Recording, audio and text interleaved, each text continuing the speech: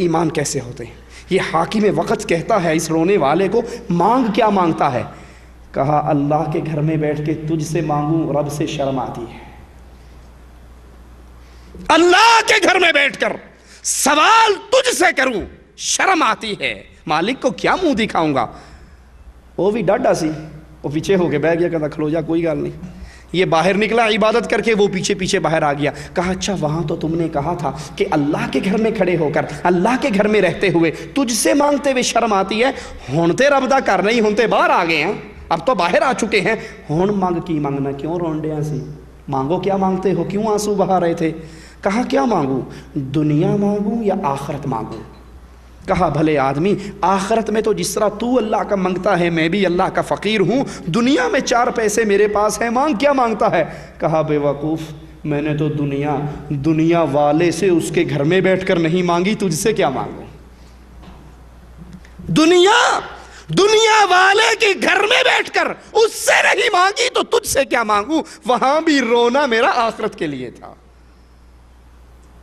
اللہ کے نام کے ساتھ ساتھ یا اللہ کے نام کے علاوہ غیر اللہ کے لیے ذبح کرنا بھی شرک ہے، کیونکہ قرآن حکیم اعلان کرتا ہے، نبی ان سے کہہ دیجئے قل ان صلاتی ونسکی ومحیای ومماتی للہ رب العالمین، میری نماز، میری قربانی، میری زندگی، میری موت، جینا مرنا کس کے لیے ہے؟ للہ، اللہ رب العالمین کے لیے۔ حافظ ابن کثیر رحمۃ اللہ علیہ اس آیت کی تفسیر میں لکھتے ہیں کہ اس آیت میں اللہ عز و جل اپنے نبی کو حکم دے رہا ہے کہ کفار مکہ کے عقائد کا رد کیجئے، ان کو اپنے عقیدہ واضح کر کے سمجھا دیجئے کہ وہ غیر اللہ کے لیے ذبح کرتے ہیں، وہ غیر اللہ کے لیے خون بہاتے ہیں، غیر اللہ کے لیے نذر و نیاز دیتے ہیں۔ آپ ان کو بتائیے کہ قربانی کے لائق بھی اللہ ہے، نماز کے لائق بھی اللہ ہے، کہ اللہ کے لیے نماز پڑھی جائے، اللہ کے لیے قربانی کی جائے۔ یہ مشرکین کا کام ہے، کچھ مشرکین مکہ کا کام ہے کہ وہ غیر اللہ کے لیے ذبح کرتے تھے۔ قرآن ان کا نقشہ کھینچتا ہے وَجَعَلُوا لِلَّهِ مِمَّا ذَرَعَ مِنَ الْحَرْثِ وَالْأَنْعَامِ نَصِيبًا فَقَالُوا هَذَا لِلَّهِ بِزَعْمِهِمْ۔ کھجوریں آتی تو بوریاں بند ہو جاتی، یہ بابا جی کے نام کی، یہ اللہ کے نام کی۔ بکرے آتے تو یہ بابا جی کا، یہ حج پہ قربان کروں گا، یہ بابا اسلام آباد والے بڑی سرکار کے عرس پہ ذبح کروں گا، یہ اللہ نام کا دوں گا، یہ غیر اللہ کے نام کا دوں گا۔ یہ مشرکین کا فعل تھا، وہ اپنے جانوروں کو غیر اللہ کے نام پہ ذبح کرتے تھے۔ اسی لیے صحیح مسلم میں ہے، حضرت علی روایت فرماتے ہیں رسول اللہ صلی اللہ علیہ وسلم نے فرمایا لعن اللہ من ذبح لغیر اللہ، جو اللہ کے علاوہ کسی اور کے لیے ذبح کرتا ہے اس ذبح کرنے والے پر اللہ کی لعنت برستی ہے۔ حدیث میں آتا ہے ایک آدمی دخل الجنت رجل فی ذباب، ایک مکھی کی وجہ سے جنت میں گیا، دوسرا ایک مکھی کی وجہ سے جہنم میں گیا۔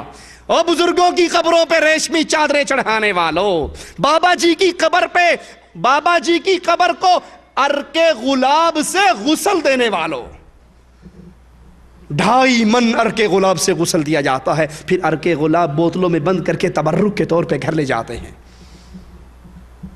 پھولوں کی نیاز، بکروں کی نیاز، ایک مکھی کی وجہ سے ایک جنت میں گیا، ایک مکھی کی وجہ سے ایک جہنم میں گیا۔ قالوا کیف یا رسول اللہ صلی اللہ علیہ وسلم، یہ کیسے ہوا اللہ کے حبیب؟ کہا ایک قوم کا صنم تھا، ان کا عرس میلہ لگا ہوا، قوم گزرنے والوں کے لیے قانون پاس کر چکی، جو یہاں سے گزرے گا کچھ نہ کچھ دے کر گزرے گا۔ 2 وہاں سے گزرے، کہا 2، کہا قرب لہو شیء، کچھ نہ کچھ تو دو، کہا ہمارے پاس تو کچھ نہیں، مسافر غریب الدیار، کہا مکھی مار کے دے دو۔ ایک نے مکھی ماری اور کہا بابا جی کی نظر، بابا جی کی نیاز، بابا جی کی چادر کے نام پہ، بابا جی کے عرس کے نام پہ، بابا جی کے میلے کے نام پہ، بابا جی کے لنگر کے نام پہ اس کا راستہ چھوڑ دیا، جس کا راستہ مشرکین نے چھوڑ دیا اللہ نے جہنم میں داخل کر دیا۔ دوسرے سے کہا تو بھی دے، اس نے کہا مکھی کا خالق اللہ ہے، مکھی بھی نظر نیاز دوں گا تو اللہ کے نام کی دوں گا، غیر اللہ کے نام پہ مکھی بھی نہیں دے سکتا۔ فقتلہ، اس کے ٹکڑے کر ڈالے، جس کو مشرکین نے مار ڈالا رب نے اپنی جنت کا مہمان بنا دیا۔ اور لوگوں حدیث بتاتی ہے مکھی نہ دے کر جنت مل گئی، مکھی دے کر جہنم مل گئی، تو پھول کے عرق گلاب سے غسل دے کر ہمیں کیا ملے گا؟ حجویری کی قبر پہ، بابا حجویری کی قبر پہ کمپلیکس بنا کر ہمیں کیا ملے گا؟ یہ وہ شرک ہے، بنیادی جرم جب امت کے اندر داخل ہوتا ہے تو پھر امتیں برباد ہو جاتی ہیں۔ آج ہماری درگاہوں اور درباروں پر اسی طرح بکروں کی نیاز ہے، مرغوں کی نیاز ہے۔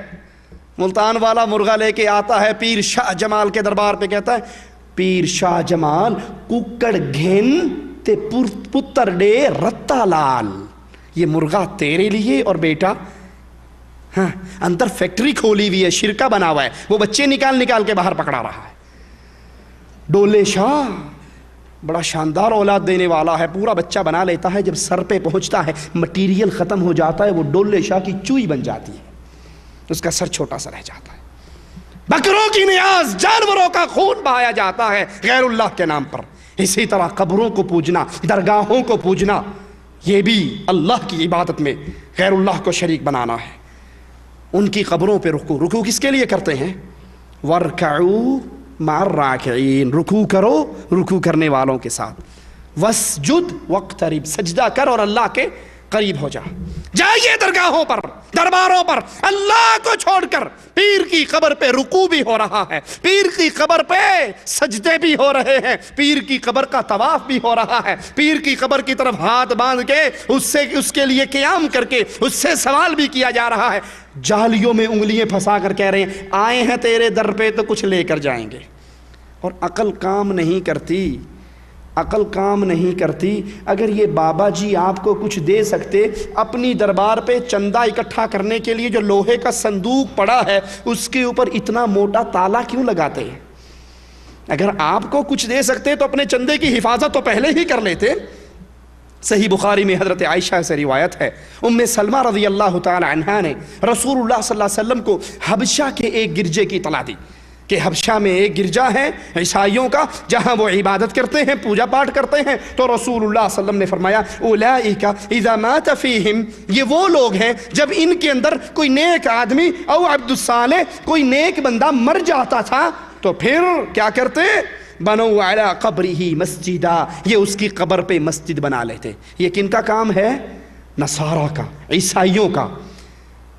مرنے والے پیر شیخ بابا نبی کی قبر پہ مسجد بنا لیتے۔ سنیے محمد کریم صلی اللہ علیہ وسلم کے قول کو، صحیح بخاری ہے، عائشہ کی روایت ہے، ام سلمہ بیان کرتی ہیں اللہ کے نبی کے قول کو۔ اللہ کے نبی علیہ السلام نے فرمایا اولئک شرار الخلق عند اللہ، یہ قبروں کو پوجنے والے، قبروں پہ مسجدیں بنانے والے، حجویری کی قبر پہ داتا کمپلیکس بنانے والے، اجمیر والے کی قبر کو بلڈنگوں سے سجانے والے، گنبد لگانے والے، گلبرگہ والی حضرت کی قبر کو پوجنے والے، اولئک شرار الخلق، ساری اللہ کی مخلوق میں سب سے گندی مخلوق قبر کو پوجنے والے۔ میں آپ سے پوچھتا ہوں اللہ کے لیے، ناراض نہ ہوں، ذرا حقیقت کے قریب آئیے، گندگی میں رینگنے والا کس کی مخلوق ہے؟ گندگی میں رینگنے والا کیڑا کس کی مخلوق ہے؟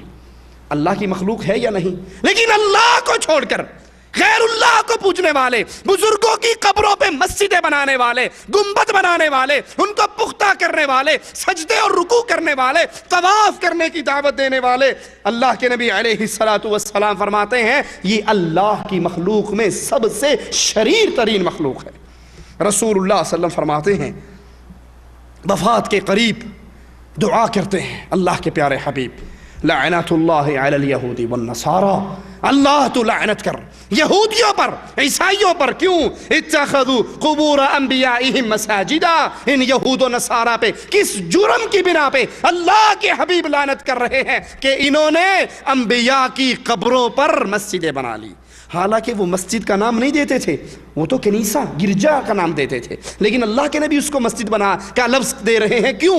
کیونکہ وہاں پر سجدے ہوتے، وہاں پر رکوع ہوتا، وہاں پر قیام ہوتا، وہ تمام اعمال عبادت کے جو مسجد میں اللہ کے لیے کیے جاتے ہیں وہ سارے اعمال ان قبروں پر ہوتے. اور یہی جرم آج ہماری درگاہوں پر درباروں پر ہو رہا ہے. پیروں کے لیے سجدے بھی ہیں, پیروں کے لیے ان کی قبروں کا طواف بھی ہے. ایک تو